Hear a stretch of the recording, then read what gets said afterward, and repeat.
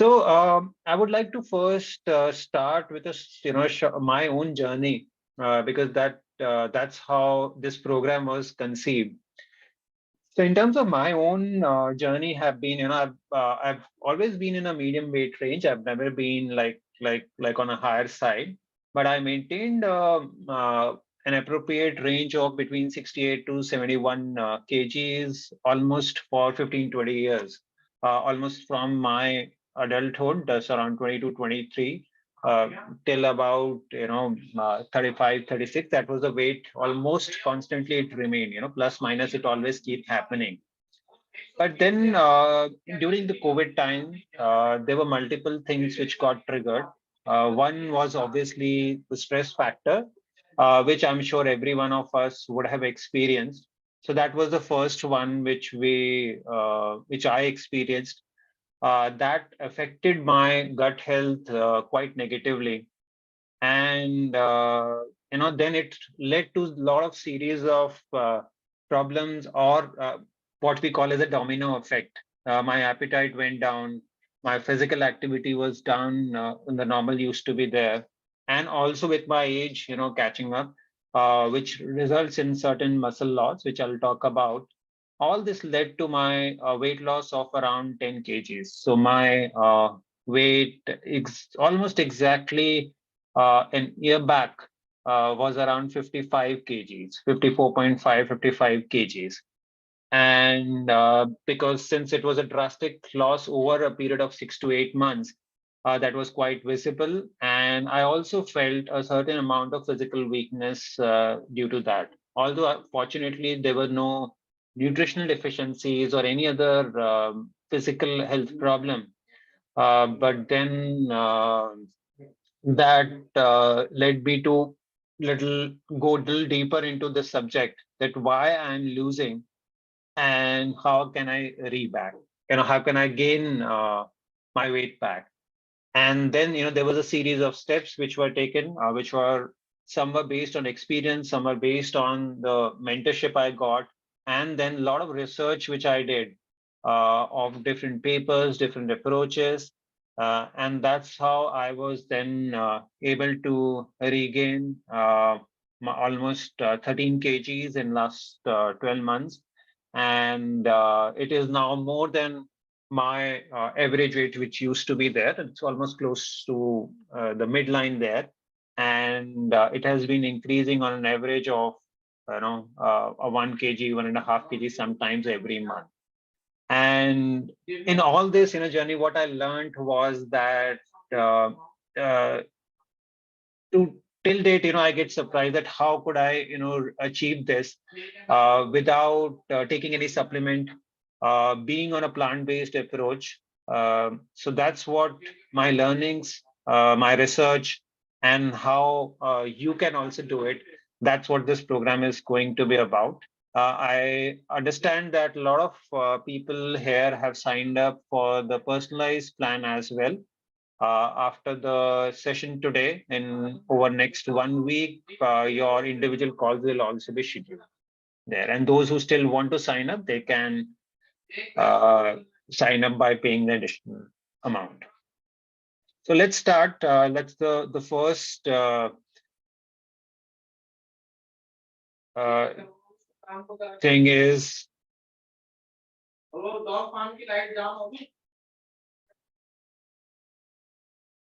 So today we will be covering all about identifying the root cause, how you can heal your gut, what are the dietary pattern which we can follow, and how the role of exercise. That's what we will be touching upon, because all the elements are equally important. One can't be said as more important than other.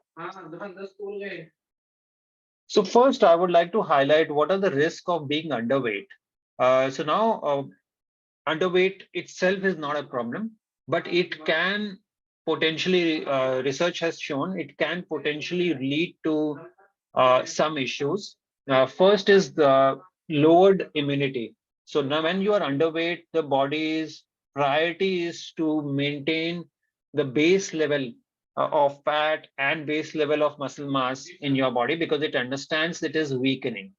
And that's where the resources which body has, it is more put to use for the critical functions, and less energy or less resources are available to support your immunity.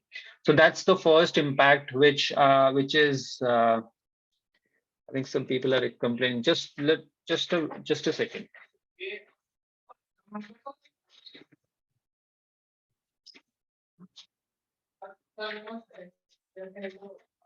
Is it better now?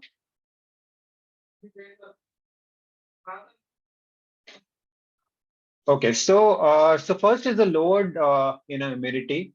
Second is what we say as a muscle loss. Since muscle require a certain amount of nutrients, certain amount of especially protein and carbohydrate synthesis to build up, that amount of fuel is not available in the body, and that leads to the muscle loss as well. And that may mean certain physical problems, development of osteoporosis, general weakness, and loss of strength. So that's where the muscle loss is being experienced by people who are severely underweight. Then surgical complications. Why surgical complication means that if there is some emergency, there is some surgery, if someone takes place. It has been found in research that people who are underweight, their healing is slower.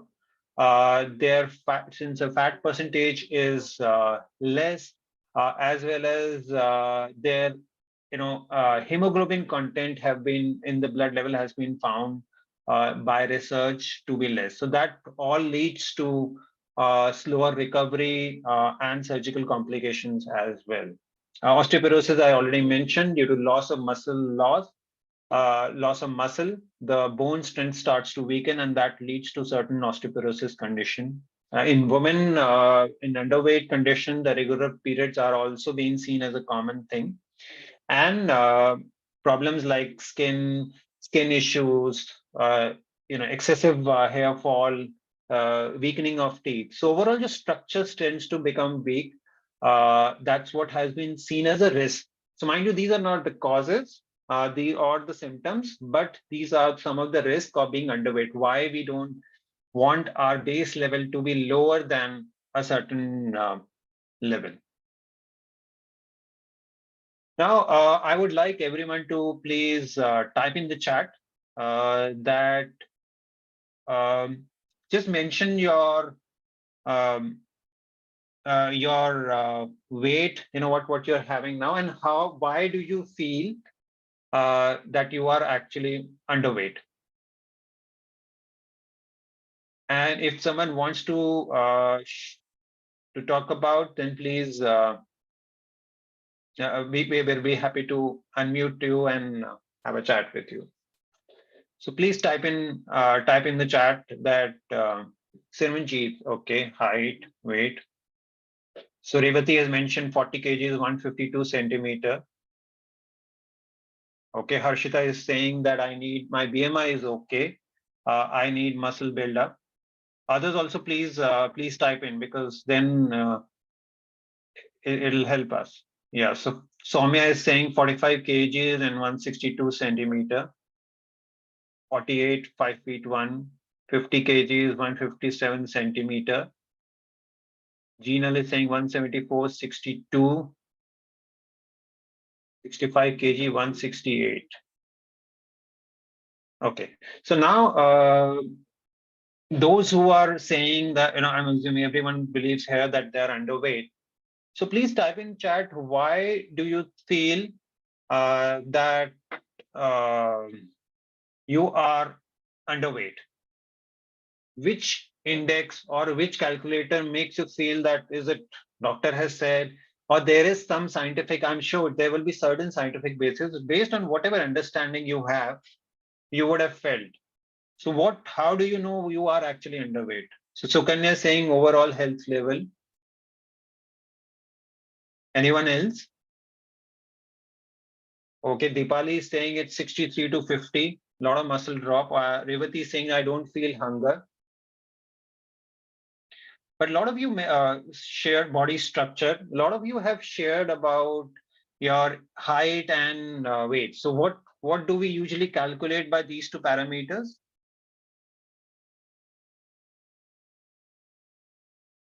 Okay, Aishwarya, that's fine. That's your reason that we'll talk about. Okay, so SK has mentioned about BMI. Anyone else? I'm sure. Okay, 62, 50, and 80 centimeter. One side small portion. I'm feeling my stomach is full. Frequently get. So yeah, that is one of the risk which I mentioned. Soumya. Well, so I believe BMI is a common thing. That's probably the only index which we have been using as a reference. So first, let me clarify that how do anyone knows that BMI who came up with a BMI index? Anyone? Any guess about the profession of the person who came up with a BMI index?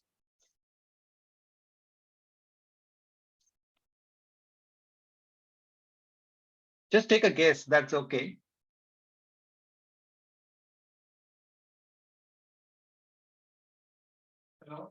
Any guesses? Yeah, body mass index is fine, but who originated it? Who was the founder of it, or what was the person?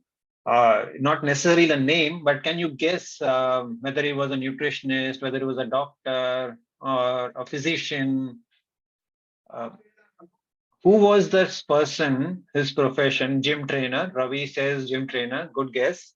Anyone else?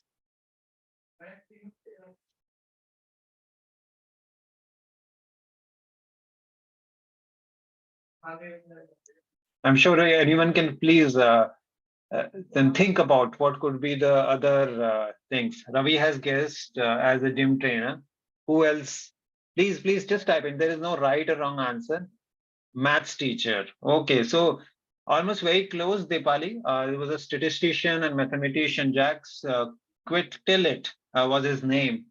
And in 1900s, around 1860s and 70, he came up with this simplified version because at that time there was no scientific measurement on this, and that's how it was an oversimplification of the thing that was weight divided by height in meters squared, and that's how the BMI index was calculated. So now, those who know their BMI index, I request them to please mention that. What's your BMI?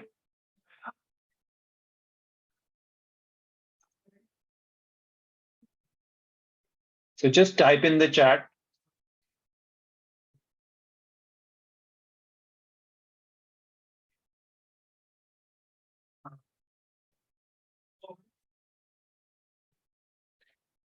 Just type in the chat about your BMI.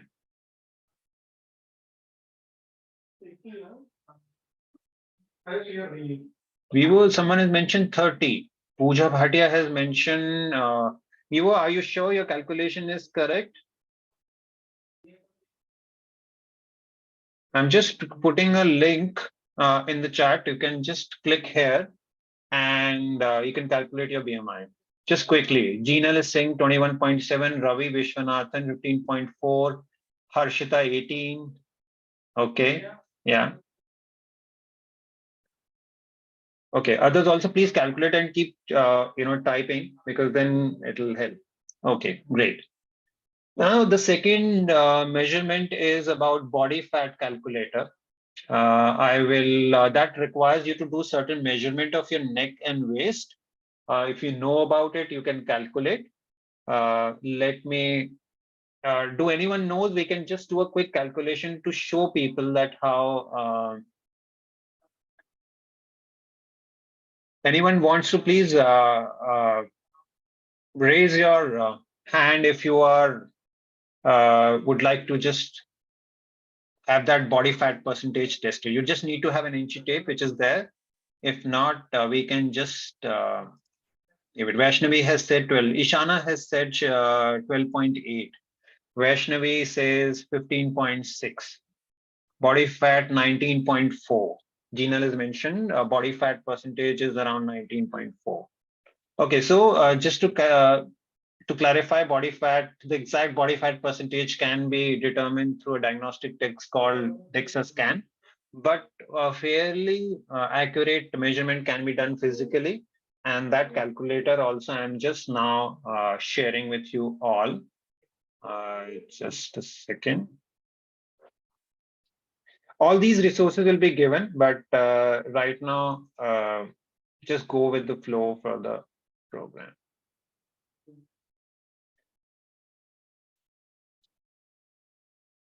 Okay, so that's the body fat calculator, which is there. So that's how you can calculate. So now, Jinal and Sandeep and few have mentioned. So there is basically two categories of people whose either BMI is more than, I would say, 18, which we are classified as underweight medically, and the rest all are below, and some are above 18 as well. Now, second factor is, do you know what is the BMI limitation? The first limitation is that it do not factor uh, your muscle mass. It do not factor your bone density. So someone who will have as a natural body structure, a more bone density, it will tend to be heavier with the same height. Male and female body is different. Male have higher muscle mass, lower body fat percentage, whereas in female it's other way around. Generally, the height for males are more higher, they're taller. Females are shorter. The racial differences are also there. People of Asian ascent tend to be, shorter, whereas someone in Scandinavian or European region would have a larger body frame.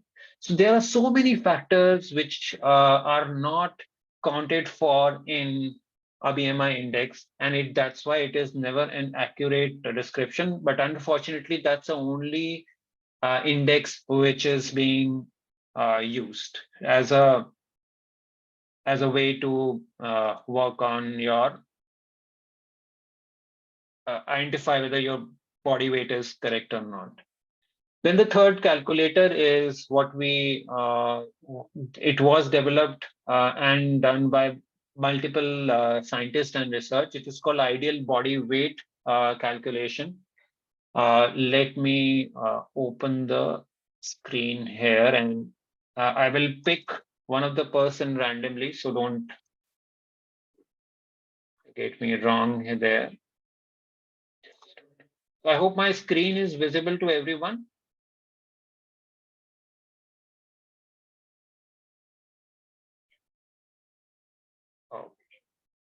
Okay, so let me pick, someone. Okay, Sandeep. So Sandeep, I request you to unmute yourself and share with me some of the details which you can see on the screen.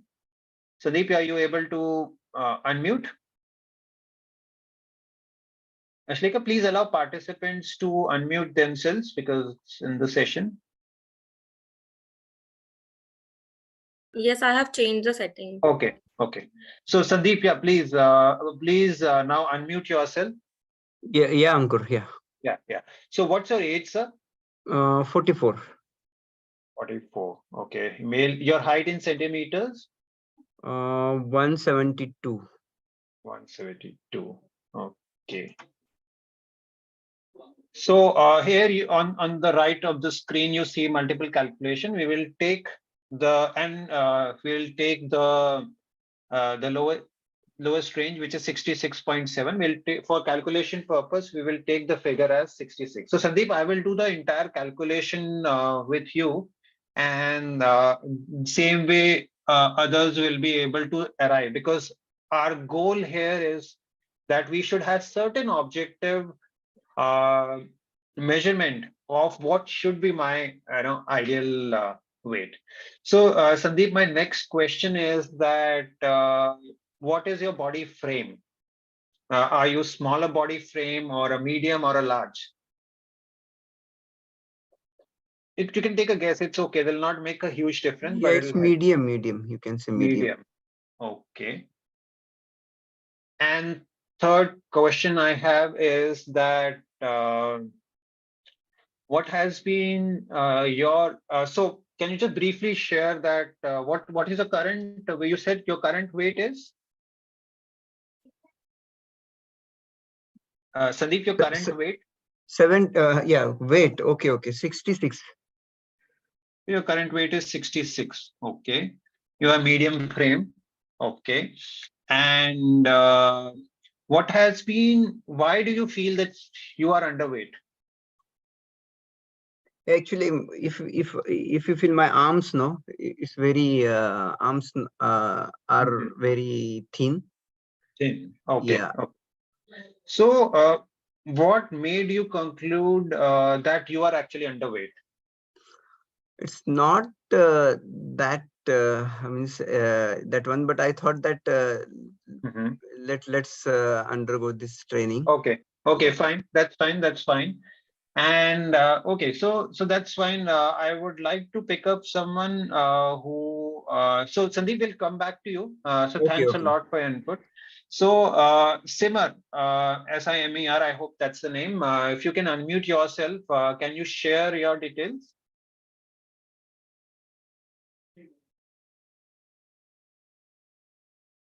Simar.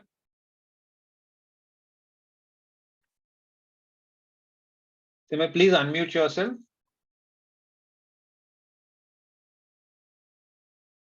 Yeah, hi. Am I audible? Yes, yes, ma'am. Yeah, my age is 35 Okay. and my height is 5'2". That was, I think, 156 centimeter, 157. 157 centimeter. Okay. Yeah. Okay. So let's take your one, according to this stats, one of the weight parameter is 52 kgs. What is your current weight? 38. 38. Okay. And okay. And your body frame, small Is or medium? small. Small. So now with Simmer, we will do one calculation because having some number will help you to set the right goal for you. We will share the calculator as well, so don't worry, and we will be there to help you in terms of support. So is my screen visible? There is an Excel sheet. No, not as of now. Just hold on. Now it will be visible. Okay. So we'll do this calculation for swimmer. Okay. So she said her current weight is 38. Okay. So target weight is what will get calculated. Sima, you have any idea about your body fat percentage? No. Okay. Do you have measurement of your neck? I think it's 12 centimeter. 12 centimeters. Okay. And waist? Waist. I wear 26 waist, but I don't know in inches. 26 centimeter, and it must be inches. Inches. You're saying 12 inches and 26, is that correct? 12 centimeter. No, my neck till this I have measured. 12 inches. It must be 12 inches. Yes. 12 and 26 inches would be your waist. Okay, Yeah. so that's okay. Okay. So we'll calculate your body fat percentage as well. So everyone, please, make sure that you give your attention here because it's important to understand this process to give you certain objectivity about it. So, sorry, your age was 35. Okay. Your weight was 38. Your height was 157. Okay, we need to just do a centimeter, inches to centimeter calculation. I will do that. You said 12 inches. That's around 31 centimeter.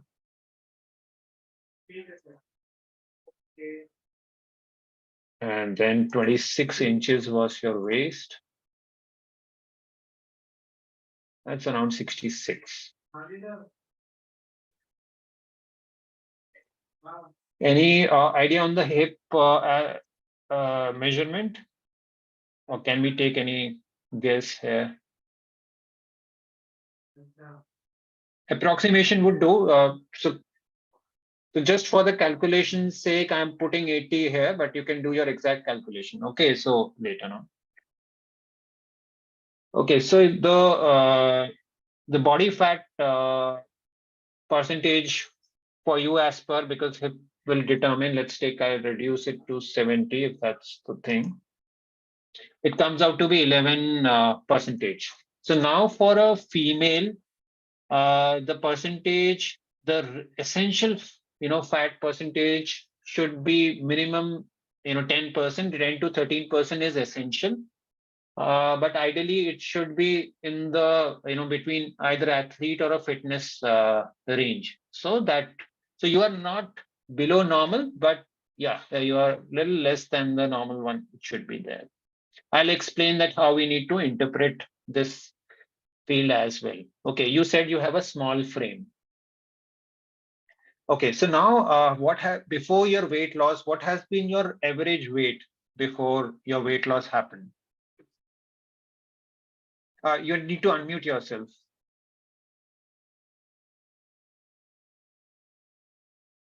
I can't hear you.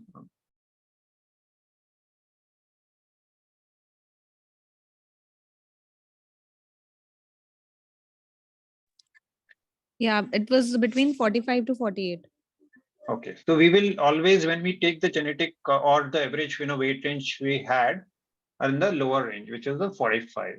Okay, so here I will put 45. Your female. Okay, and let's take your ideal body weight as well.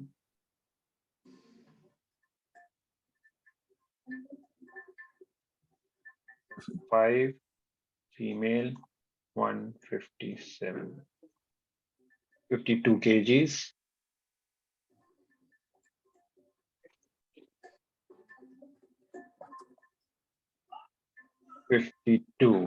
Okay, and what was your BMI? I just calculated, just let me check in the chat box. It was 15.4. Okay, so we'll just take it round off, we'll keep it 60. Okay.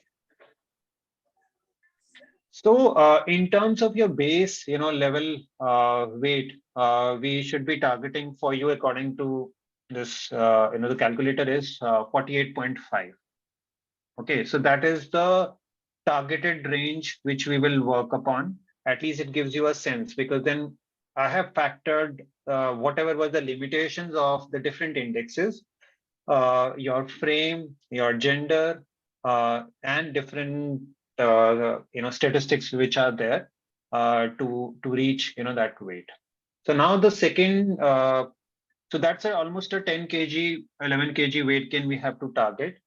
And timeline in terms of months is important, because having right expectation means that you work towards a plan to achieve that. You may achieve it before that, but that's adds a little bit margin of safety, that if you are able to achieve between 12 to 13 months this weight, then that's a good goal to work upon.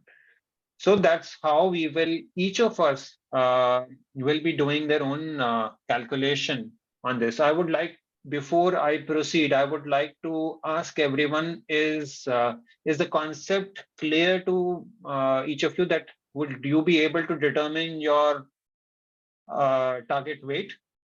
Please unmute if you have a question, please ask.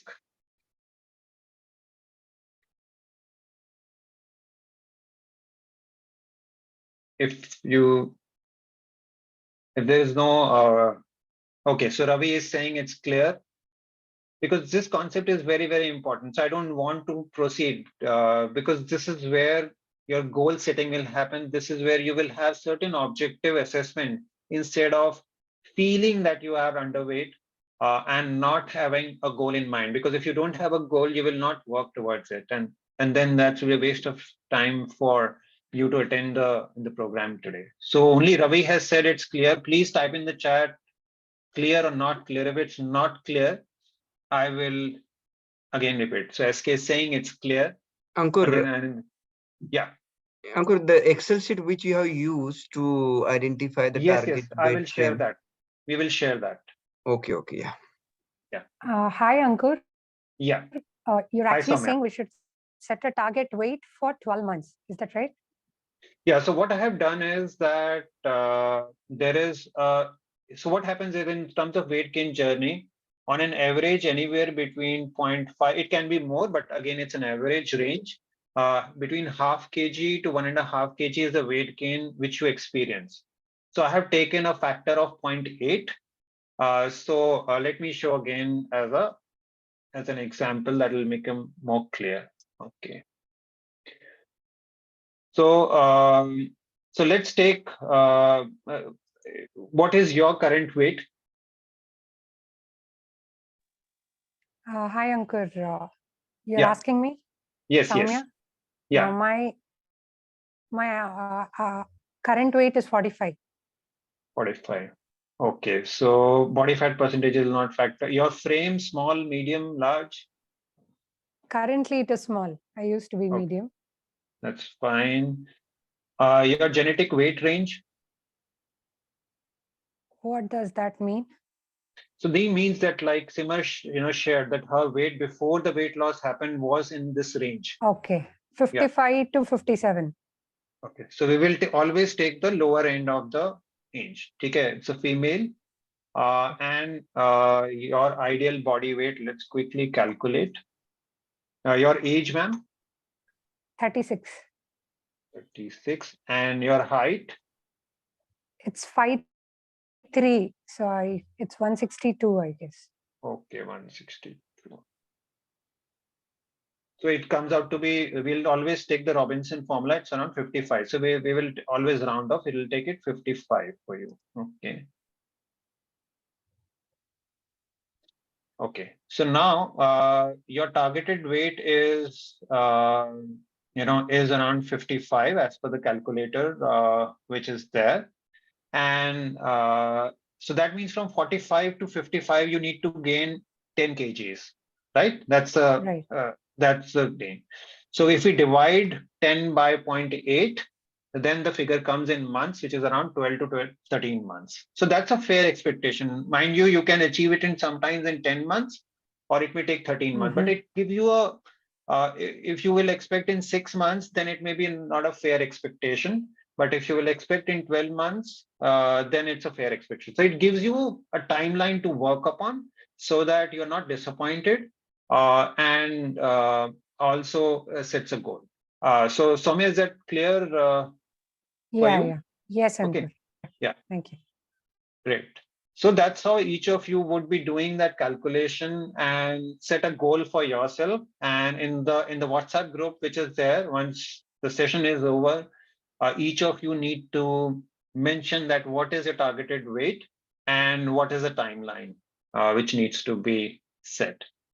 So let's move on to the next part of our presentation.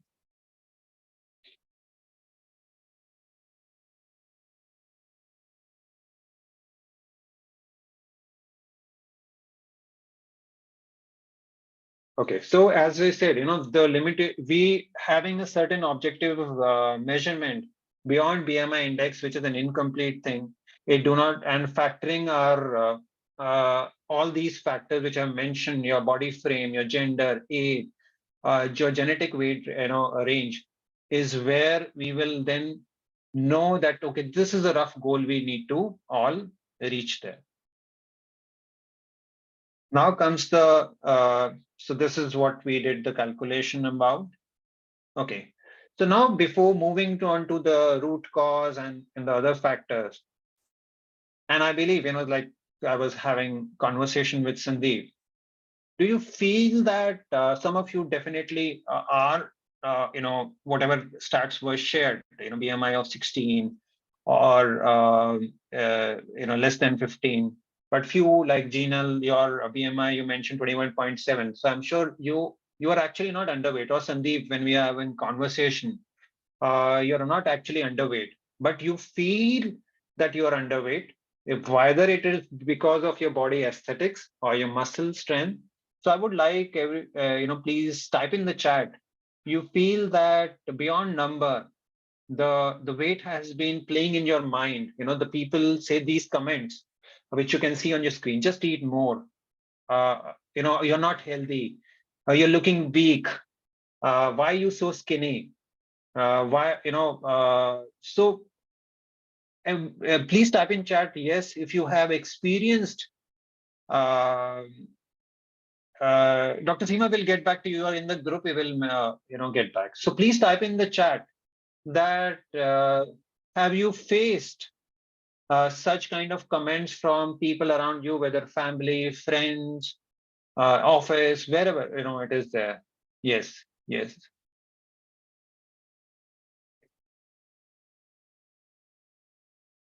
Pooja, everyone is saying yes a lot. So I think that is what a deep-rooted trigger or deep-rooted concern. Aishwarya, Suhas, yes, yes, yes, skinny.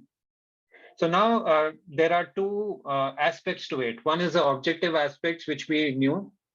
Some of you have mentioned that, okay, you are, if they say you are skinny, but by medical or by objective measurement, you are not underweight. So that is, I'm sure 50% of you would be in that category based on whatever numbers have been shared here. And second is, so one and the foremost, if I may say, an affirmation or a resolution, you have to say that you have to work upon getting this thing out of your head. One, you have an objective goal, because now parallelly you all will be working towards gaining it. And second is you will have an objective figure, right? For example, Sandeep, you have a very healthy BMI, your frame may be less, but you are not underweight by any scientific parameters. So that's a kind of confidence each of you should develop, that even if you are underweight, you're working towards it. And some of you who are not, like Gina, you are not underweight by any definition. You may look thin, but you're not underweight. So please have that first and foremost, that clarity, that affirmation in your head, that you are moving towards optimal weight. And if you're in second category, that you are not underweight, then please stop saying that to yourself and start be confident and be able to counter people that you are not underweight. So that's a very, very important thing. More than anything else, this is one aspect I want. If there is one takeaway, please make sure that in your head, you stop being underweight. So please type in the chat, yes, you will stop having that conversation in your head, because now you will have a better understanding and a plan to work upon. Just type in the chat, yes, that today, let it be a last day in your own head, saying that you are now underweight or weak, or you don't eat less, or yeah. Great, Suhas, great, Ravi. Just expressing your intent is the first step towards the next part of your journey. Now, great, Pooja. Great. So now let's move on to the second part of the journey. How to identify the root cause. So now there are different root cause, which I would say root cause, or I would say different triggers or root causes, which may be affecting your you being underweight. And after this, you evaluate which are the ones which may be more applicable to you. So the first and the foremost is we found that people who are underweight is said to be they are said to be have a higher metabolic rate. So what is metabolism? So in a simple language, it is a process by which your body converts food into energy, or you can say it's a calorie burning rate, which your body does essential metabolic functions such as breathing, blood circulation, digestion, managing. So when we are talking, when we are sitting, we're doing anything, even sleeping, there is a body is always that energy aspect is always alive. And this rate of burning, you can say, just everyone I'm sure would be driving a car or own a car here. And we say that one average of fuel burning for one car differs from other, right? Just type in chat, yes, the if it's a Maruti, you will say, okay, the average fuel consumption is say 70 kilometers per liter, or someone owns say a Mahindra, it may be say 12 kilometers per liter. So it essentially means that the rate of burning for that fuel for that particular car is different. Each car is different. Same way in our body, you can say for each of our bodies individually, the metabolic rate is different. Now, if you will have a higher metabolic rate, it has been found in research that people who are underweight, they are generally, not always, but generally have a high metabolic rate. What it means is your fuel burning is more rapid, and there is nothing wrong with it in it, but it's just the essential aspect of your body. So so that's where you need to be mindful that is one of the causes, that despite this common comment used to come to a lot of people, that no matter how much I eat, I don't put on weight. So that's where probably that metabolism rate for that individual is high. Now, the second reason for underweight is thyroid, diabetes, and digestive issues. So particularly, I would like to mention a little bit about thyroid. Thyroid is anyone in this group have a issue with thyroid? Just type in the chat. Yes, if you have. Okay, I don't see anyone, so I'm assuming that no one is facing, but let's say if we had someone or someone who's not come here had been watching recording. So usually thyroid, our gland is there. It is responsible for lot many activities, and one of the aspect in underactive thyroid or overactive thyroid, what we known as overactive thyroid activity is known as hyperthyroidism. They usually people who are detected with overactive thyroid, and if they experience weight loss, then it is more rapid and sudden. So if your weight loss have been very quick, then it will be better to probably reach out to a medical professional and see. Rapid may means couple of 2-3 months, 4 months, like that. It is too rapid. So so then it is always good to consult a doctor and see if it is a thyroid issue. So at least you know that it is not because of any other reason. Once you know the reason, then you can work upon it. That's the thing. So when your thyroid is overactive, then your metabolic rate increases, and that leads to rapid weight loss. Same way with digestive issues. We'll talk a little bit more in depth for the digestive issues, but in essence, if your digestive is have issues, so you will have malabsorption. So your body will not be absorbing enough nutrients. And if people, especially who have problems like ulcerative colitis or gluten intolerance, like celiac diseases, they also, due to two reasons, they're not able to assimilate the food enough, and that leads to nutritional deficiencies, and also leads to rapid weight loss there. Eating disorders, there are certain people who face eating disorders like anorexia nervosa, which is not easily detected, but it's more a psychological condition where people have this fixation that they consider themselves overweight. This happens a lot with people in entertainment industry and models. Some of them suffer from this condition. Genetics play an important role in, as we said, that having So someone whose parent age, whose grandparents have been a certain weight range on your age, that plays an important role because that's how it will determine your thing. So your number versus the number will. That's why I always ask you, and that's there in our calculator. Having a genetic weight range is important, and a simple way to calculate is that what has been your weight range for a longer period of time before you experience the weight loss. Certain type of infection, but particularly worms, parasites, malaria, tuberculosis, these infections mean that body's resources are moved toward tackling those, and hence the body is unable to have enough growth and repair and that leads to underweight as well. Lifestyle, we'll talk about stress and other factors here, but physical inactivity and stress is something which I would like to go in more depth now.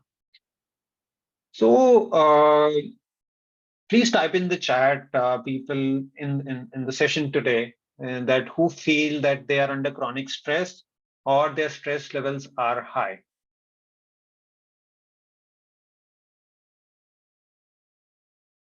Yes, Sandeep, for thyroid and diabetes both, in few cases, it has been seen that weight loss is linked to the condition. Aishwarya says stress levels are high. Okay, Simar has IBS condition. Dipali says used to be high.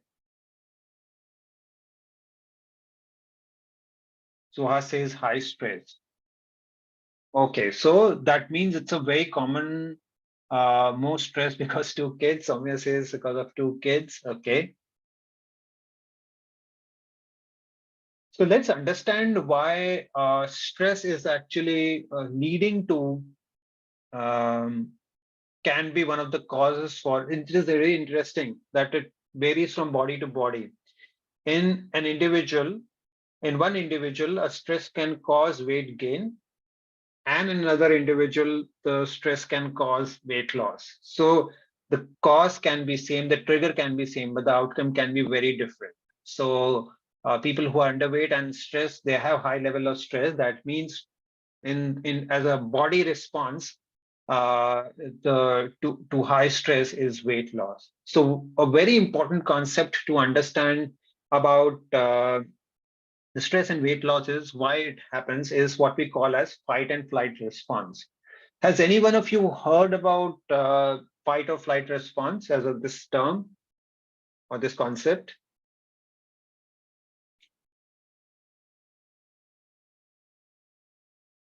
Just type in yes, no, that should be fine.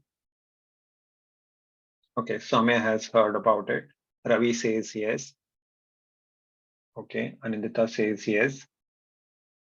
Okay, so we will just watch a short video, and so that will give you a clue about what happens actually in our body. Just hold on and let me open.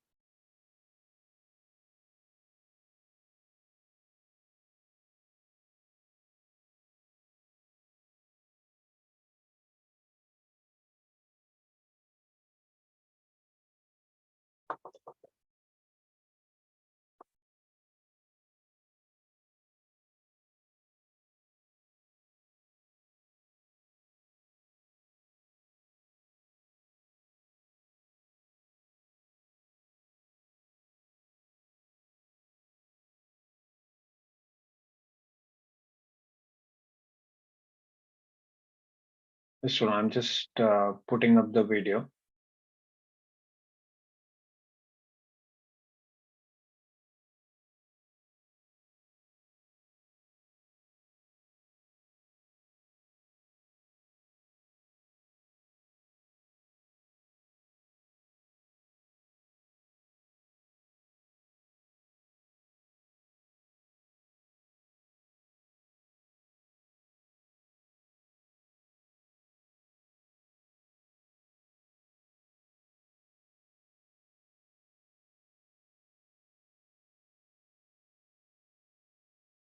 I don't know what's the issue, just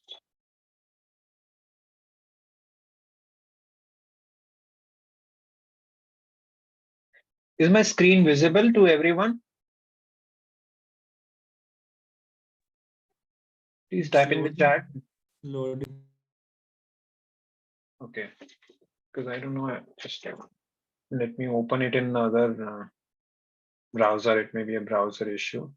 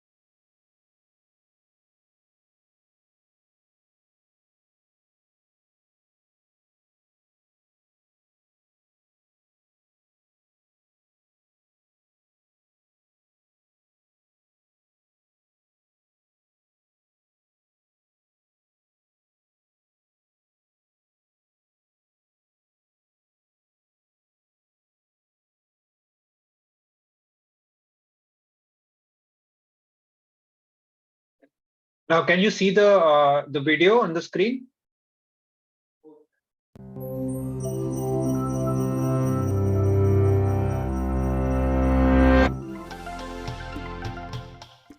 Cramming for a test? Trying to get more done than you have time to do? Stress is a feeling we all experience when we are challenged or overwhelmed.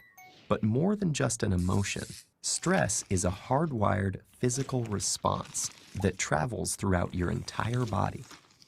In the short term, stress can be advantageous, but when activated too often or too long, your primitive fight or flight stress response not only changes your brain, but also damages many of the other organs and cells throughout your body. Your adrenal gland releases the stress hormones cortisol, epinephrine, also known as adrenaline, and norepinephrine. As these hormones travel through your bloodstream, they easily reach your blood vessels and heart. Adrenaline causes your heart to beat faster and raises your blood pressure, over time causing hypertension. Cortisol can also cause the endothelium, or inner lining of blood vessels, to not function normally. Scientists now know that this is an early step in triggering the process of atherosclerosis, or cholesterol plaque buildup in your arteries. Together, these changes increase your chances of a heart attack or stroke. When your brain senses stress, it activates your autonomic nervous system. Through this network of nerve connections, your big brain communicates stress to your enteric or intestinal nervous system. Besides causing butterflies in your stomach, this brain-gut connection can disturb the natural rhythmic contractions that move food through your gut, leading to irritable bowel syndrome, and can increase your gut's sensitivity to acid, making you more likely to feel heartburn. Via the gut's nervous system, stress can also change the composition and function of your gut bacteria, which may affect your digestive and overall health. Speaking of digestion, does chronic stress affect your waistline? Well, yes. Cortisol can increase your appetite. It tells your body to replenish your energy stores with energy-dense foods and carbs, causing you to crave comfort foods. High levels of cortisol can also cause you to put on those extra calories as visceral or deep belly fat. This type of fat doesn't just make it harder to button your pants. It is an organ that actively releases hormones and immune system chemicals called cytokines that can increase your risk of developing chronic diseases, such as heart disease and insulin resistance. Meanwhile, stress hormones affect immune cells in a variety of ways. Initially, they help prepare to fight invaders and heal after injury. But chronic stress can dampen the function of some immune cells, make you more susceptible to infections, and slow the rate you heal. Want to live a long life? You may have to curb your chronic stress. That's because it has even been associated with shortened telomeres, the shoelace tip ends of chromosomes that measure a cell's age. Telomeres cap chromosomes to allow DNA to get copied every time a cell divides, without damaging the cell's genetic code. So what you saw was that he was sharing about how body, when it is under a lot of stress, it starts to release these two chemicals, which are known as stress hormones, or adrenaline or cortisol. In the video, they talked about how they lead to probably weight gain, but I'll talk about how the same stress hormones lead to a weight loss.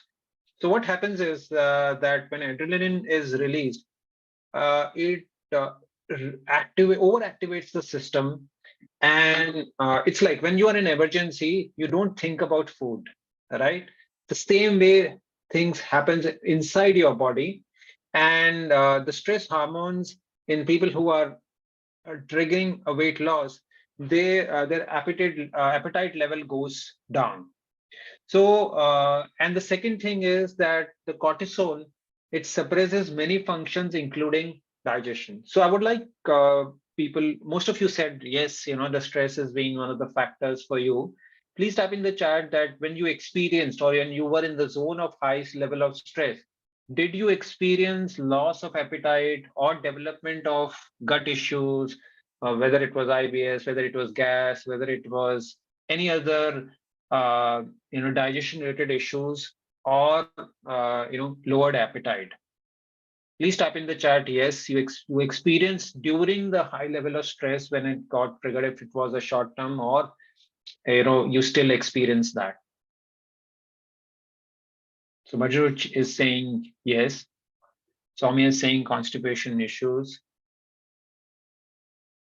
I think one of you also mentioned about IBS. I don't know who is the person. Okay, Dipali says yes, IBS. Ashwarya says gas trouble, sugar cravings, angriness. Okay. Fungal infection. So Swaz, it's a thing, your lowered immunity. That's why the fungal are able to infect stomach. Sleep loss. Interesting. So now you can see that it's like Jinal says it's a gut issue. Vaishnavi says sugar craving, mindless eating against body. Yeah. So choosing not the right nutritional diet is also one of the outcome of stress. So we see that when there is a war, going on, what happens? So that the priority for any country, any area, is to defend. Let's take example of main war going on globally is between Ukraine and Russia for last 9 months, close to 9 months now. And now we can see that is Ukraine able to develop buildings, do infrastructure development, or their entire resources, energy is more triggered towards defending themselves against the invader forces. So that's the same thing which is happening inside your body, that it is the priority during the stress times is defending, because that's a perceived threat which body is facing, and that's the perceived threat which body is trying to tackle. And that's why it is less interested, or it has less resources to do the building work, the repair work, or because that's eventually weight is a building work happening. And that's what is not happening. So that's where probably stress is another very, very important factor which we need to work upon. Broadly, we can say we can share a few practices which you can do. However, probably a stress has it's a subject in itself. But I would say, few practices, few meditation practices we will share with you, which you can definitely do to work upon stress or other strategies. But main issue we wanted to emphasize is to please understand that stress is one of the big factors resulting in your weight loss, and it needs to be addressed for different strategies. So now we come to the third and a very important aspect is of gut health and weight loss, experiencing weight loss, and how healing of gut is so critical.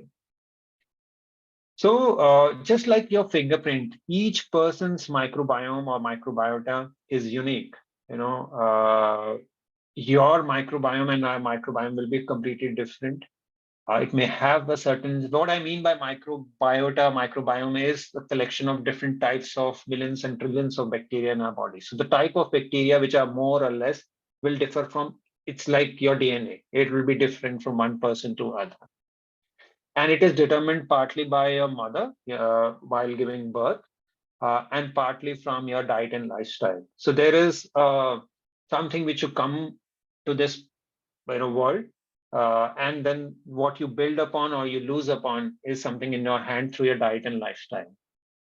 So the bacteria live throughout your body, mostly live in your intestines and colon, and they affect everything from your metabolism to your mood to your immune system. When your gut is imbalanced, your body struggles to absorb nutrients.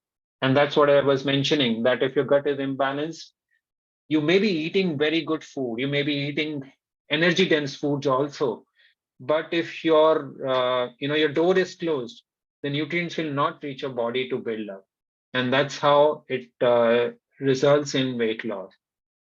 The signs for the imbalanced gut is high level of gas, bloating, frequent indigestion, acid reflux. These are moodiness, weight fluctuations, fatigue. These are some of the signs that your gut is not in best of the condition.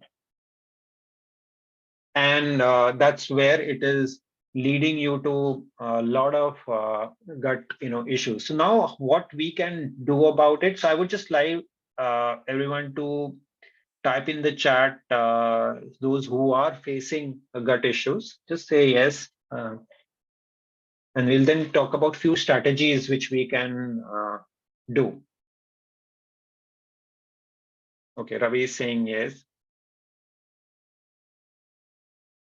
Okay. So also type in Ravi, Sandeep, and whosoever is not typing, just mention what type of gut issues you are facing. Just say it's gas or bloating. Just type one or two main ones which you are facing, not the series. Acidity or whatever it is. Just say yes, acidity, yes. Sandeep is gas, IBS, bloating, acid reflux, acidity, constipation. Okay. So one factor we always, we said was definitely stress, which is triggering some of these things. The second is the type of food which you are taking. And there are two broader categories of food, what we say as acid forming or alkalizing foods. So what we mean by acid forming and alkalizing food is that as a post effect of the digestion is either acidic or alkaline. So our blood is a medium on which all our cells, our body operate internally, just like air is there outside. So what happens is whatever we eat or whatever we do, the outcome effect on our blood chemistry is either alkalizing or acidifying. Here I'm talking only about the food part. Other factors also play a role in terms of contributing to acidic or alkalizing load on our blood chemistry. So when our blood chemistry becomes highly acidic, body has to maintain that range of 7.35 to 7.45. That's a objective number measurement, you can say, for the blood. And body starts to compromise other functions to make sure that the acid alkaline balance is maintained. And when we are taking highly acidic food, so what are the acidic food? Can anyone type in the chat, whatever to the best of their knowledge? What are the type of foods you feel are acidic? Just type in the chat. The food categories are grains or tea. Yeah, Suhas says tea. Yes, it is acidic. Lemon, chili, all junk, tea, coffee, junk food. Okay. Okay, spicy. Great. So you have broader awareness about non-veg. Okay. So Dipali said non-veg. Okay. So now I will ask, and you have to type in the chat that whether this is alkaline or acidic. Okay. So first, grains, say wheat. Wheat, is it acidic or alkaline? Okay. Dipali, yes. Great. Okay. So wheat, in terms of its post-digestive effect, is acidifying. It is not highly acidifying, but definitely it contributes to certain acidic load. Let's say cooked dal or cooked legumes or beans, cooked, whether they're acidic or alkaline. Acidic, yes, yes, correct, correct, Sandeep. Yes, so that is acidifying. No, still it will be acidic when you cook it. So now let me change the question. Sprouts, let's say moong sprouts, are they acidic or alkaline? Alkaline. Genus, yeah, it's correct. Alkaline, if raw, yes.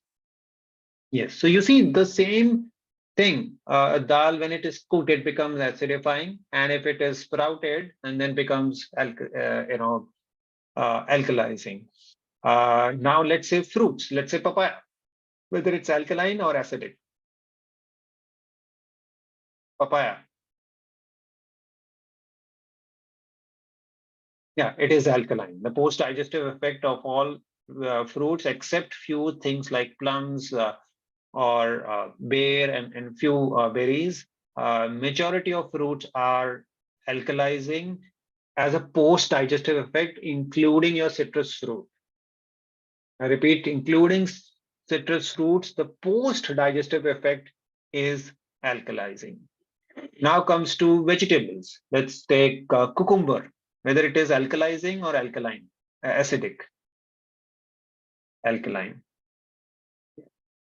Greens, green leafy vegetables.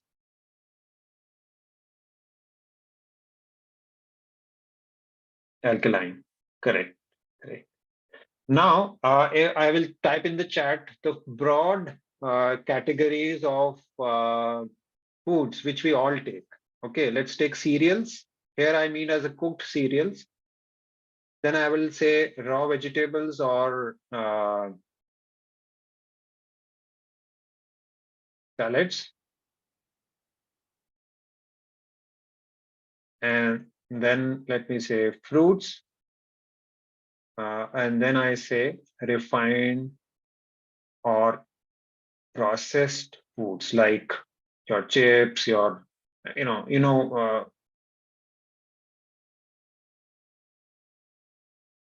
whatever packed foods you get, and tea and coffee. Okay, these are the broad category which majority of us are consuming. Now you all have a broader understanding what are acidifying and alkalizing food. Now you have to type in the chat that on a regular day, whether the food which you are eating, is it proportionately more acidic or alkalizing? So all cooked foods, whether it's your dal, sabzi, anything will be classified as an acidic, right? Or cooked dal would be in acidic, cooked grains would be in acidic category. And only fruits and vegetables would be counted as alkaline. So just type in rough percentage of your day. Let me just pick to make it more clear. Let me pick one person from the group. Okay, so Shobha, can you unmute yourself? Let's see what's your day schedule, and let's see what's your diet pattern overall. So Shobha, please unmute yourself. Yeah. So, Yeah, just start how you start your day. Whatever you start your day with, tea, coffee, or whatever. Yeah, just mention. I start my day with 2 glasses of plain warm water. Okay. Then after 1 hour of that, I have my breakfast. Okay, and what do you have in breakfast? Breakfast, idli, dosa, or upma. Okay. And after 2 hours of breakfast in the mid morning, I have my fruits. But sometimes I skip the fruit, and Okay. I have juices such as carrot and beetroot juice sometimes. Okay. Sometimes fruit, any one fruit. Okay. And after 3 hours of my fruit, I have my lunch. Okay.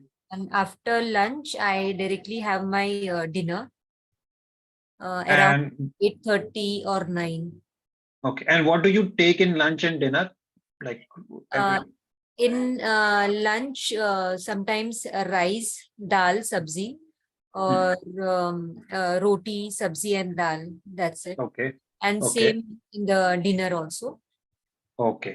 And do you take any tea or coffee in a day? No, no, I don't drink any tea and Okay. coffee. Yeah. And do you eat any processed or refined product like chips, namkeen, matri, or if not daily, but like if you Um, do eat? once a month, you can say, but not frequently, not daily.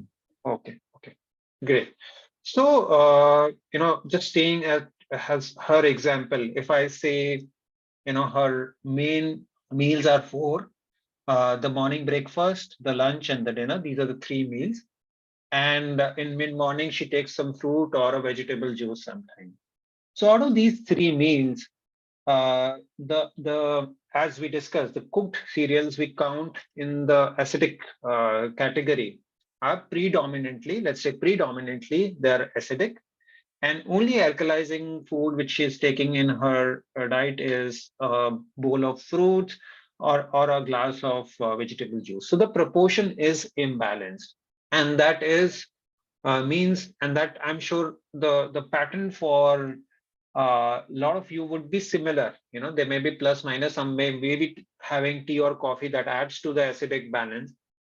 And so what happens is when you take acidic foods or when you take predominantly acidic diet, the gut bacteria starts to I would say, let's take good and bad bacteria. The bad bacteria starts to thrive more in acidic environment, and the good bacteria, they thrive in more alkaline environment within your body. So over a period of time, when your diet is highly acidic, the bacteria which thrive in acidic environment more thrive, they increase, and that's where they start to trigger a lot of gut issues. So that is one of the reasons, in addition to stress. At a broad level, I wanted to share that how your diet pattern is there, because now we will come to the diet as well, because the diet pattern we will follow would be based on the principles of making sure that you're having good, there'll be dietary principles we'll share about with you on this.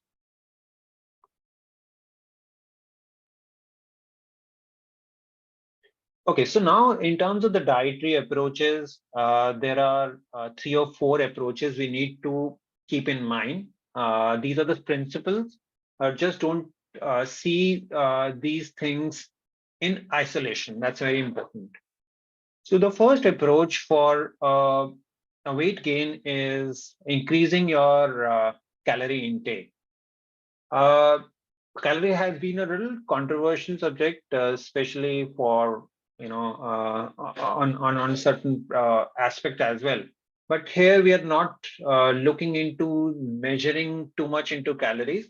But the idea or the essence here is that we have to the working principle behind weight gain would also be that we have to increase our calorific intake, and calorific means increasing the energy dense foods. We'll talk about what will be those kind of foods and other things.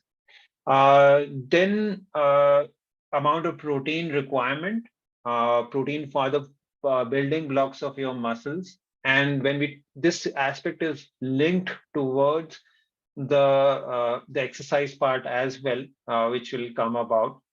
So it is important that you have adequate amount of intake of foods which are rich in amino acids or protein, which are your lentils, nuts, and seeds. And so it is important that that as well, because when you will put an exercise regime, it is important that this has a sufficient intake. Then third aspect would be to add fiber to diet. It is very important because fiber is food for your gut bacteria. And by increasing your intake of fiber, so fiber intake will happen in two forms. One, we need to move towards more wholesome meals. So for example, brown rice versus white rice. Or if you're having wheat, make sure that it is fiber rich and you're not having white flours. And the very important component is your fruits and your salads. How much fruits to take is an important question which I always get asked, and how much salad to take. And why salad is not only important as your fiber, which is your food for your gut bacteria, but it also provides you right nutrition, and it contributes to overall improvement of your gut well-being as well, which will lead to better absorption of nutrients, which will lead to a greater weight gain.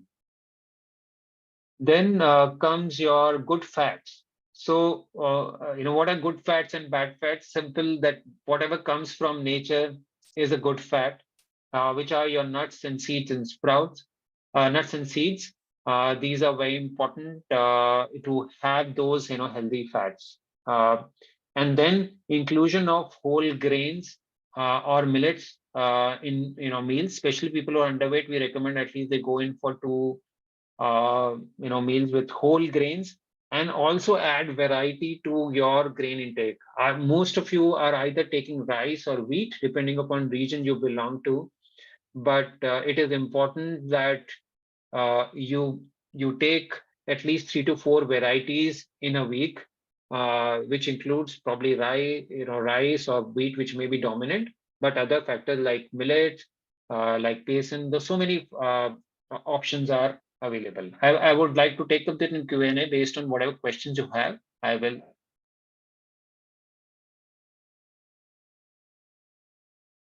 So other thing is to increase, I've already mentioned about carbs and fats, then increase or intake of your energy dense foods. So energy dense foods means simply that amount of calorie or amount of dense in terms of fats they have with the lesser quantity. So for example, let's take an example of a fruit versus a nut. If you're taking handful of nuts, the amount of fats or amount of protein you will get will be more concentrated in terms of the weight which you are consuming. Maybe 2 or 3 spoons should be good enough, versus if you just had a piece of apple, it may have less calorie, because that's a nature's design which is there. But when we are on a weight gain journey, our proportion of energy dense foods is little higher. A lot of inclusion of a lot of healthy snacks is important. Use larger plates or bowls. So this is more psychological trick, which is important to make sure that you're having adequate quantity. And chewing of food is important, because by chewing the food, you are increasing the surface area of food, and your absorption of your nutrients will also be more.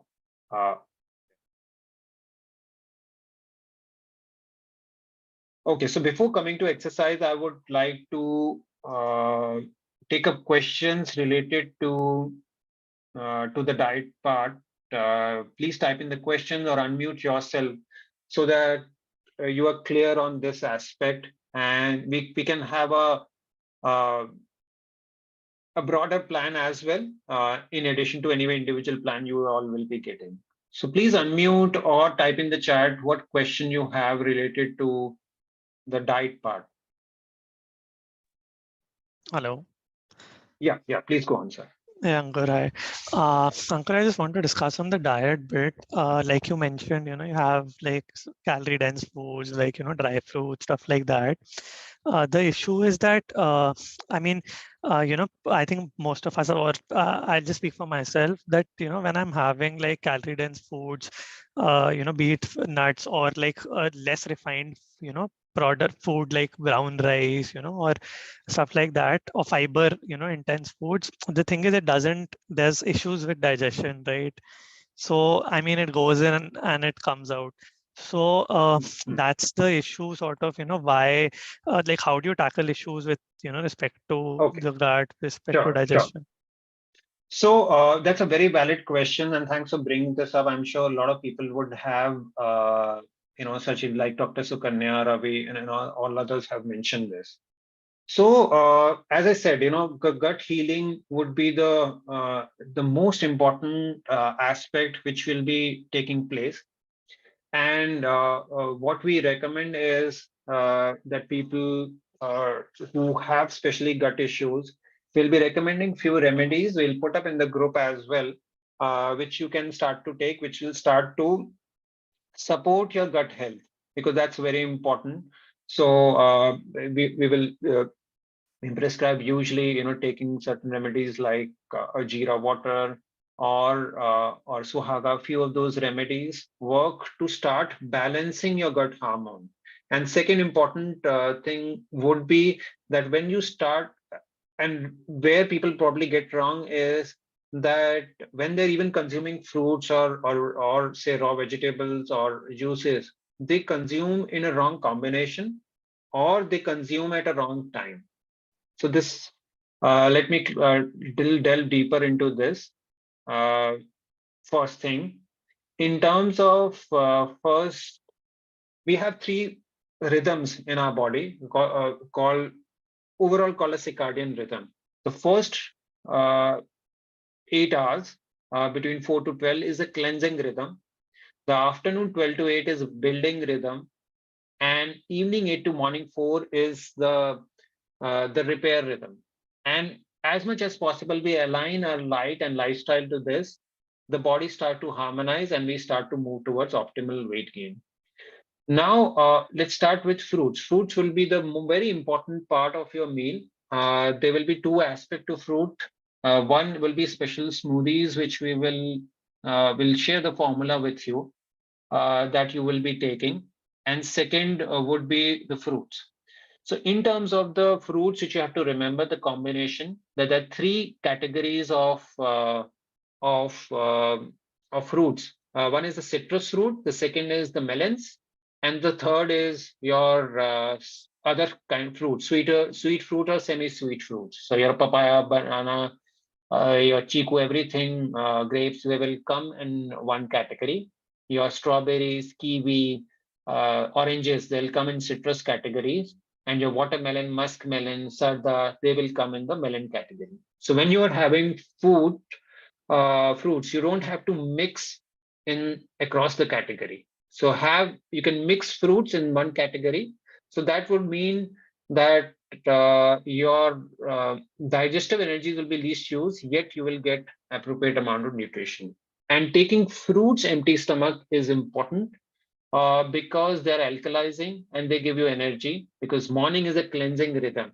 And if that time you're giving tea, coffee, or any cooked meal to it, we are only contributing to the overly acidic load to a body. So that's the first thing. When you will see that people who start taking fruit as the first meal of the day is when they start to see within a few days the body adapts, and the acidic reaction, bloating start to reduce over a period of time. It may not happen in one day, but within few days you'll start to experience, and you start with smaller quantity and then build it up. Second and third meal, which is your main meals, lunch and dinner. In those meals, you should be taking a good healthy bowl of your salads, because salads will be alkalizing and they provide necessary enzymes to digest. See, most of the gut issues are happening to two reasons. One, you're not having enough alkalizing foods. So we are adding certain amounts of salads to your meal and fruits. And the second issue is that your body is not able to digest because it doesn't have enough enzymes. That's also, all these alkalizing foods are rich in enzymes, because by cooking, the enzymes are denatured and you are able to digest the foods better. So it'll be combination of the gut healing protocol or the gut healing steps. Most of you who have taken the plan, we'll share that in this, but some broader remedies also we will mention, which will start supporting. And as the alkaline foods start to increase in your diet schedule, you'll start to see drastic reduction in a lot of gut issues. So it'll happen parallelly. And third is the practice of what we call as a hydrotherapy, the wet pack therapy, in which we recommend doing once or twice a day. And that is also quite supportive. We will share the steps. It's a simple process wherein you keep the wet cloth on your stomach for 15 to 20 minutes each day. And that improves or supports the functioning of this. So remedial action, the food action, and the therapy action is all three factors will work towards improving your gut health. Okay, so Aishwarya, I've already answered this question, which is there. So Simar, I've already answered that. IBS is a name of syndrome. It is not a disease as such, but syndrome usually means anything which medical science cannot exactly define. That's where the syndrome work, this prefix. But we have seen, even by improving your intake of salad and vegetables, therapy, and these three interventions I spoke about, there is a marked improvement which is experienced in your IBS condition as well, unless and until it's of a severe kind. Harshita has asked question about vegetarian protein diet help in muscle building. So Harshita, it is a big misconception that vegetarian food do not have protein. There cannot be anything which can exist which doesn't have protein. Only the percentage and the proportion varies. And whenever we see any food, let's take a meat as an example versus say nuts. We always see an example in terms of the overall health value. You may be taking meat, maybe thinking it has protein, but is your body designed to assimilate it? And that's the thing. What are the other nutrients which you're getting? You're not getting any fiber with it. So the overall food value of the plant-based and when by no means whatever design diet and other things which you prescribe, they're not deficient in protein. And protein synthesis can only happen with exercise, and that's what my next section would be, because these two things work parallelly. So just to summarize in the diet part, you will be taking a lot of energy dense foods, healthy fats, inclusion of plant-based raw foods, especially fruits, nuts, seeds, as well as your salads. And that's how the overall diet will be there. You will start your day with healthy bowl of fruits, and with both your cooked meal, you will be having a good bowl of your salad. And we will be sharing some special recipe for smoothies and other things which will help.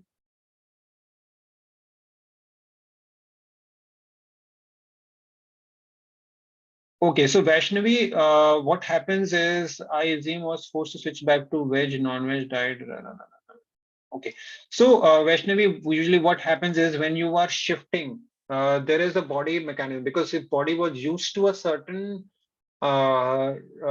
dietary regime, suddenly there is new element which is introduced or reintroduced after a certain period of time. That is an adaptation cycle which body goes through. And that could have been the reason for you to experience this.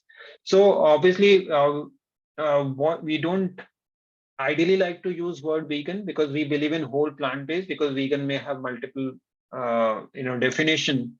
But in the diet which we prescribe, yes, it is plant-based, but it has a sufficient amount of additional calorie buffer which is required for your body to move towards weight gain. Because if you're not having those foods, if you're having under calories, then by no means you will be able to gain weight. And that's what we have seen with our own experience as well. So let me move to the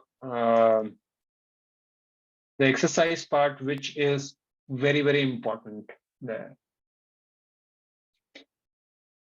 So exercise, I just type in the chat, any one of you been doing any exercise? Any form of it, just type exercise and then which form you are doing. So Revati, just type, is it walking, yoga, or Simar says yoga, Ravi. Okay. So most of you 2 hours of walking. Okay. No exercise, but morning, night, 2 household chores. Okay. So yeah, so it is important now that one form of exercise which is important is why exercise is important, and why specifically what we say strength training or resistance training is very, very important. If you are on a weight gain journey, you can still do yoga, but if you have to gain weight, you will have to incorporate some aspect of resistance training. Let me explain to you the underlying science of strength training. So what happens is, what is strength training or a resistance training? Anything which you do which gives resistance to your muscles or puts your muscles in tension is what we know as resistance training. So that could be free weight, it could be actual weight, it could be resistance band training. It could be body weight based training. So anything which puts still stress on your muscles in a good way, that's what we could know as the resistance training. So what happens is that when a mechanical tension by virtue of your exercise is put, it leads to the process what we know as muscle hypertrophy. I repeat, muscle hypertrophy. And when you put anything under tension, as a response to it, body sees that it is an effort which is required to tackle this stress. It starts to activate certain internal processes which leads to the growth in muscle, both in terms of volume and its weight. So let's see a short video which will explain you this concept about muscle growth.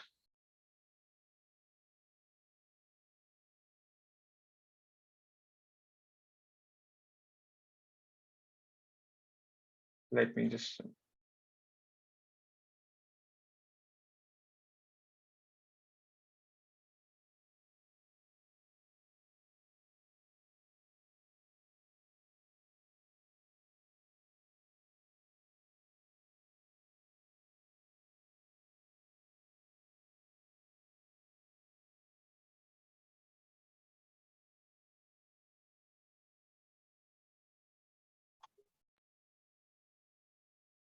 Is my screen visible? Yes. Muscles. We have over 600 of them. They make up between 1/3 and 1/2 of our body weight. And along with connective tissue, they bind us together, hold us up, and help us move. And whether or not bodybuilding is your hobby, muscles need your constant attention, because the way you treat them on a daily basis determines whether they will wither or grow. Say you're standing in front of a door, ready to pull it open. Your brain and muscles are perfectly poised to help you achieve this goal. First, your brain sends a signal to motor neurons inside your arm. When they receive this message, they fire, causing muscles to contract and relax, which pull on the bones in your arm and generate the needed movement. The bigger the challenge becomes, the bigger the brain's signal grows, and the more motor units it rallies to help you achieve your task. But what if the door is made of solid iron? At this point, your arm muscles alone won't be able to generate enough tension to pull it open, so your brain appeals to other muscles for help. You plant your feet, tighten your belly, and tense your back, generating enough force to yank it open. Your nervous system has just leveraged the resources you already have, other muscles, to meet the demand. While all this is happening, your muscle fibers undergo another kind of cellular change. As you expose them to stress, they experience microscopic damage, which in this context is a good thing. In response, the injured cells release inflammatory molecules called cytokines that activate the immune system to repair the injury. This is when the muscle-building magic happens. The greater the damage to the muscle tissue, the more your body will need to repair itself. The resulting cycle of damage and repair eventually makes muscles bigger and stronger as they adapt to progressively greater demands. Since our bodies have already adapted to most everyday activities, those generally don't produce enough stress to stimulate new muscle growth.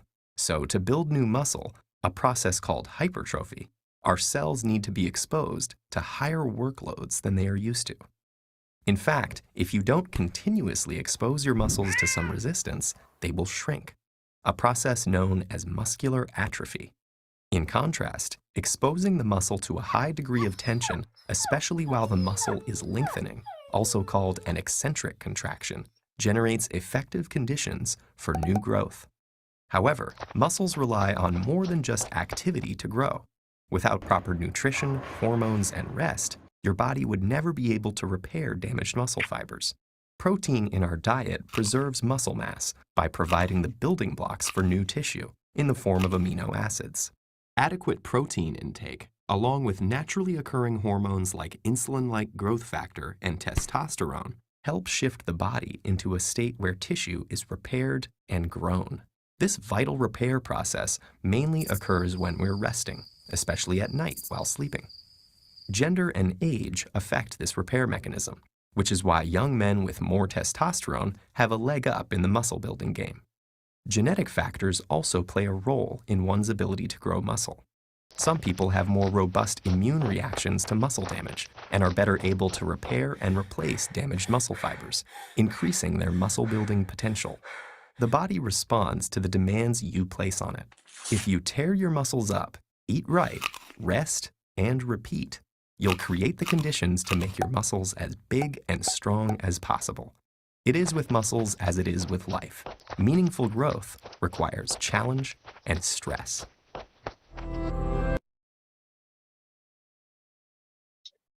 So that's because if you understand why I would be emphasizing that you build a certain amount of resistance training or strength training or weight training is important, because your muscles strength will not you may be doing yoga, it's a strength may come, but your muscles will not grow.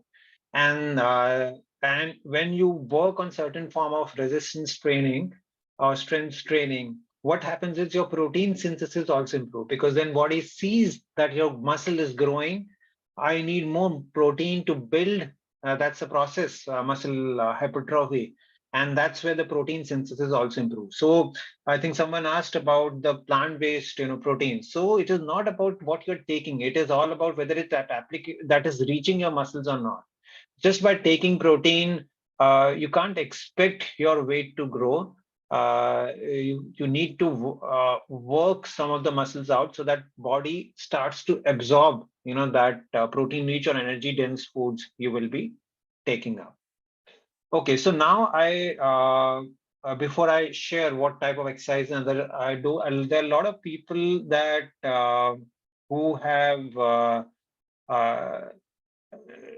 questions, doubts, and concerns about strength training or resistance training. I would like to address them right now, so that then I can give you a map that what you can do and how should you go about it.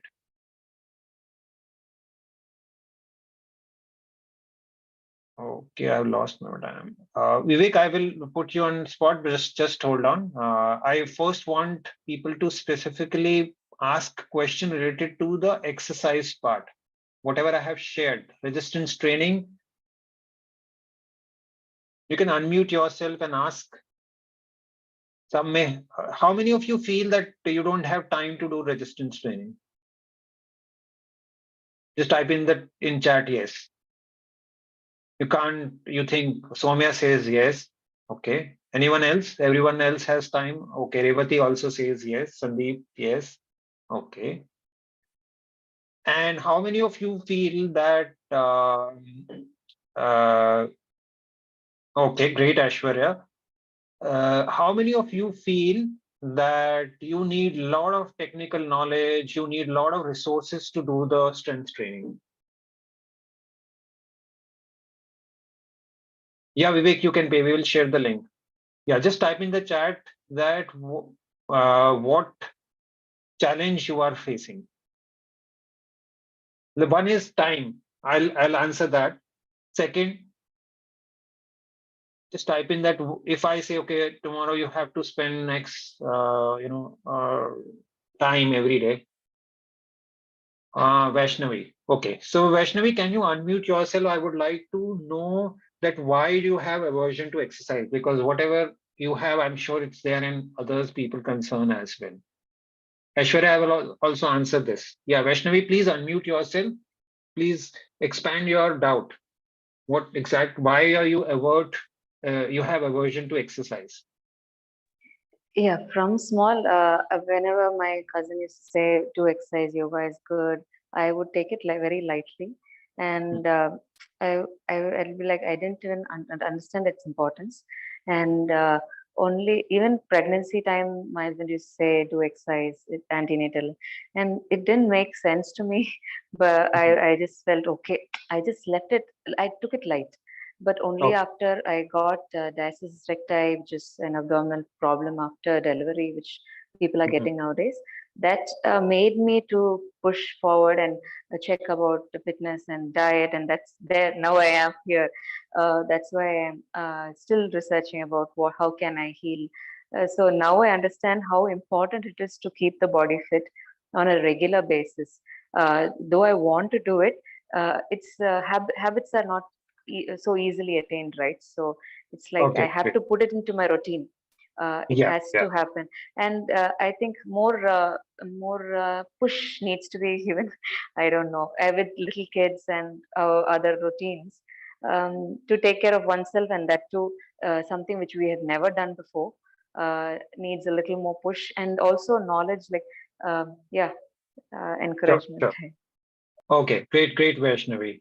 And so I will answer your question. Aishwarya, you've also said that you don't have resources, you can't able to go out daily for training. Okay, so let me clarify both the doubts, both in terms of time and other resistance people have.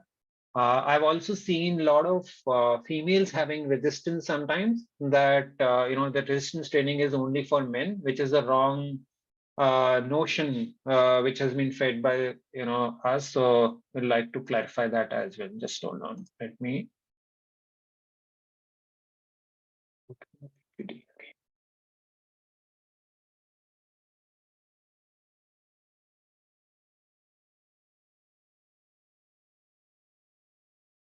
So I hope this concept is clear, that why resistance training specifically is important, because that will lead to two aspects. One is protein synthesis, as well as the mechanism which goes inside the body, which leads to the muscle growth. I hope that concept is clear, because then once you understand this, then you will be more motivated and you will find ways, which I will now give you certain tips how you can go about it. So resistance training, as the name says, the resistance can be provided. There are broadly three types which can be done. The first form is, which is the most popular or most known form, is doing weight training, where you can do at home, or you can, if you have access to a gymnasium, you can go there, or a health center. Second is to resistance band. This is something which has been recently there. And resistance band training also provides resistance training to your muscles. And third is body weight exercises. So like classic is push-ups, pull-ups. These are some of the exercises, these three forms which you can do. So now, first thing, if you have access to resources, I'm sure resistance band, they're usually not expensive. Within 1,000, 1,500, you can get, and you can start doing resistance band exercises. Other is your body weight exercise. You don't need anything for this. And for even for weight training, a lot of weight training can easily be done at home. But yes, if you have access to a good health center, join that, because by joining that, you have a group of people who are there and your motivation levels are high. So let me quickly share what are the pros, cons, and how you can go about it.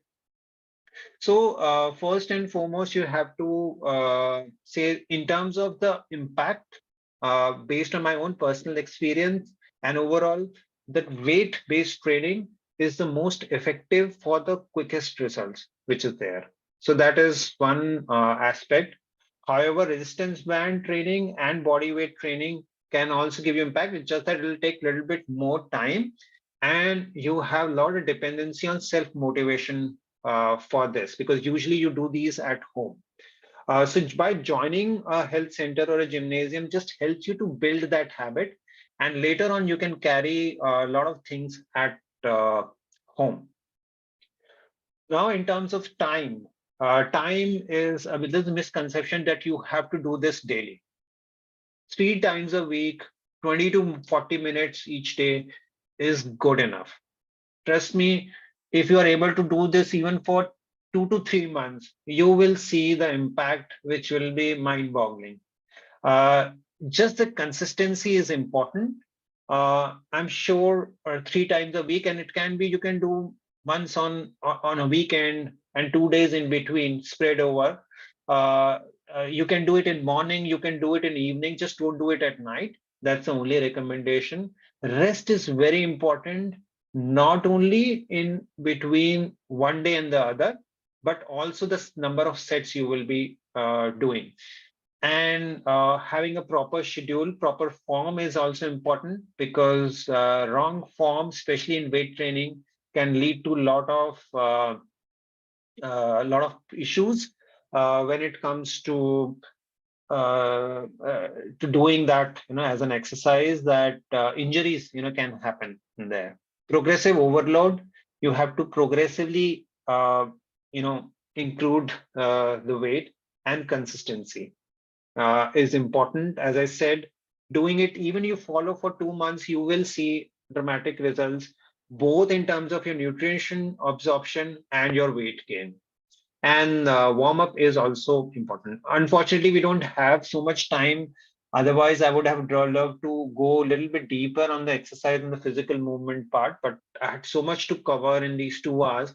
But I wanted to emphasize that whichever form of exercise you take up, please, if weight gain is your goal, take it up. And I'm trust you that it's only the matter of first month where you have to put in effort, then it becomes a very automatic process for the physical movement. So now, any more question related to exercise? Then I think we're done with the presentation part, but I would like to take up questions, make sure that you've got it. And so those who already have taken up the plan, you will receive a health assessment form, and then a customized diet plan would be done, and there will be a 15 to 20 minutes consultation call from a nutritionist after sharing your plan, to make sure you understand the plan and you are able to execute, with a lot of tips and ideas which will be there. So those who have gut issues, there will be a different thing. If anyone has any pre-existing condition, the diet plan may change, but the principles will remain the same, what I have shared. Those who have not signed up, they can sign up for the consultation. We will share the link in the group, and we can then take it up. Now, I would like to take up the questions. Okay, so Manoj is asking, I get muscle body pain after doing exercise. Okay, Manoj, can you unmute yourself and be elaborate your query a bit? Yes, sir. Can you hear me? Yeah, I can hear you. Actually, when I do exercise, I get body ache for 1 or 2 days. That is why Okay. I'm very afraid of doing exercise, heavy Okay. weight like that. So So how to whenever minimize you, it? yeah. So whenever you have done the exercise, for how long you did? For example, you started or you stopped immediately. Actually, practicing I'm not regular because I do like next day I don't do because there is body pain like that. Mhm. Okay, And okay, I great. feel that there is muscle injury or something like that. So again, I'm afraid of doing exercise because I don't know how much to do because my body constitution is very slim actually. That is why, that's what. Okay. So very valid question, and that is also one of the things which stopped me from doing the workout. But when I researched experience, I was able to overcome this problem. So first thing, what happens is whenever you start a weight training schedule, what will happen is body, as I said, you are putting your body into the stress. So what the process which happens in the body is adaptation and what we call as muscle soreness. The term is muscle soreness, and that is not injury. So muscle soreness will happen in 90% of the cases, and muscle soreness sometimes usually do not happen on the day you do a workout. It usually happens within 24 to 48 hours, right? Yes. Yes. So any injury, if it happens, that will happen immediately. If it is a muscle soreness, then it will happen after a certain gap, because then body adaptation mechanism is such that it takes certain 12 to 14, 15 hours to start reacting. And that's where we share. So the only it's like you have to keep the patients for hardly 8 to 10 days, because that's the adaptation period. Most of the people give up the weight training or thing in this time.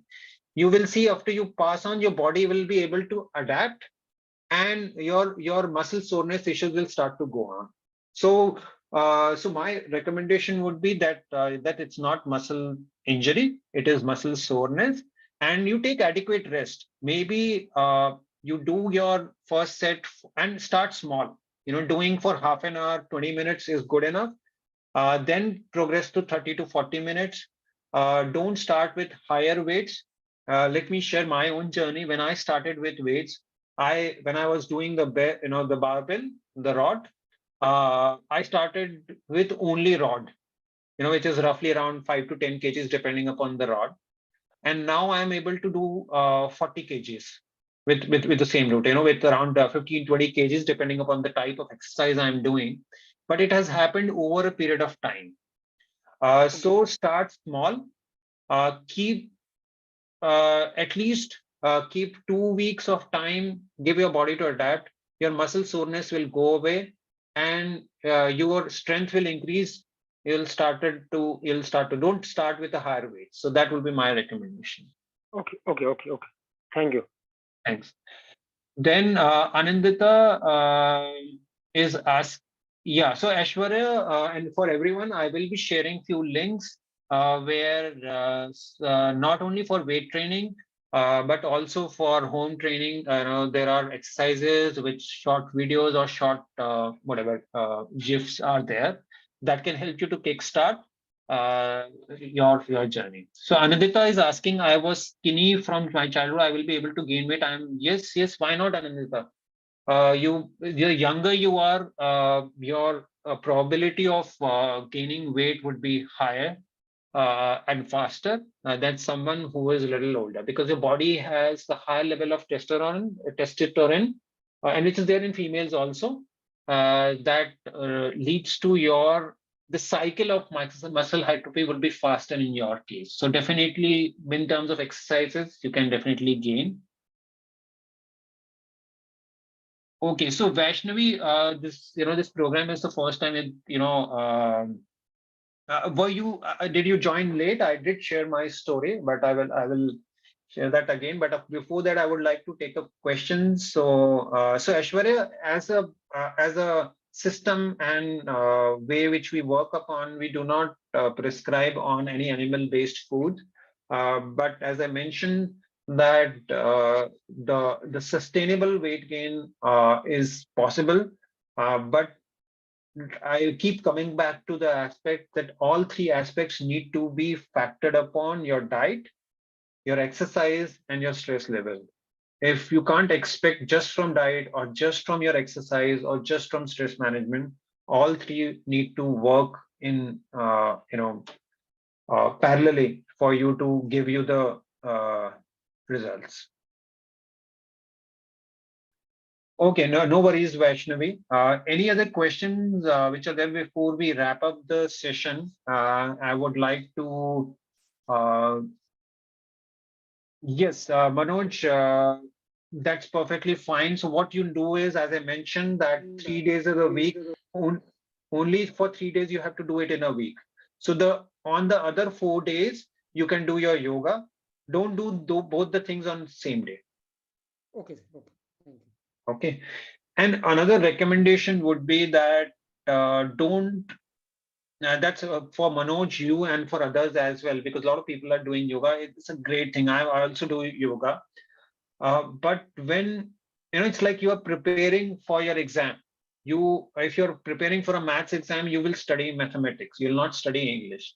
So at least for next few months, please prioritize your resistance training as in your module in your life and your daily schedule. Make sure that is consistent, and other forms of exercises, whatever you may be doing, a yoga or walking and other things, that is good.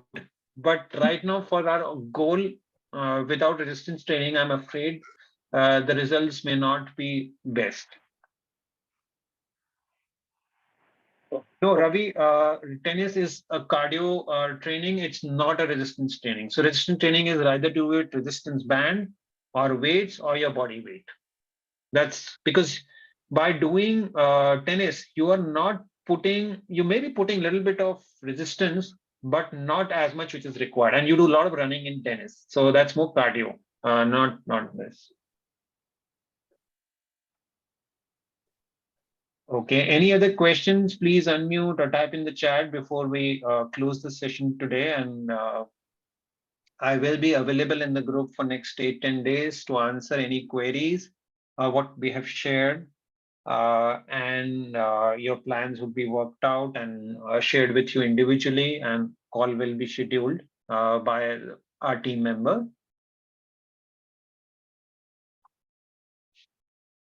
No, Suhas. Running and cycling is again a cardio exercise. Deepali and we don't have an online strength trainer at the moment. But in future, we will definitely, as I said, today we had only 2 hours to give you an overview of everything. Hopefully, the next program we do will have a exclusive session on the exercise as well. Thanks, Ravi.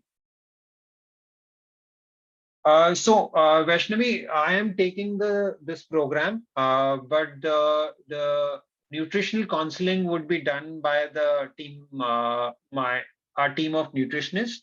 So, but the plans will be approved, and inputs and my inputs will also go there. But the call would be happening by my team member only.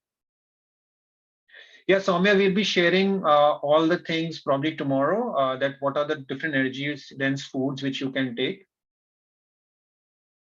Are you sharing any diet? Yes, we will be sharing. Sandeep, if you've signed up for a customized plan, you will get a customized plan. But some of the tips we will be sharing, what are the kind of foods. Overall plan I have shared, and we'll put the suggestions also. So Anandita, your question is not clear. If you can unmute and ask that what kind of medical condition you're facing, then I can answer you better. Hello. Yeah, Anandita. Actually, I have cervical spondylitis. Okay. From 5 to 6 years. Okay. So in that case, my recommendation would be that through a proper therapy, or say first address your cervical issue. So anyone who's having severe lower back issues or severe cervical or any musculoskeletal issues, it is best to do weight training either under an expert. Still, people who have low back issues, that they can do weight training, but then they need to do under a proper trainer and a professional. But first, get that issue sorted before you start, training. So that should not aggravate, because you will be putting stress on your muscles. It's important that that aspect is taken care of. Okay, so Vivek, you are asking, I have lost my weight, but I'm taking less carb. But when you're taking less carb, then you will lose weight. Thank you. Thanks a lot. We look forward. Thank you.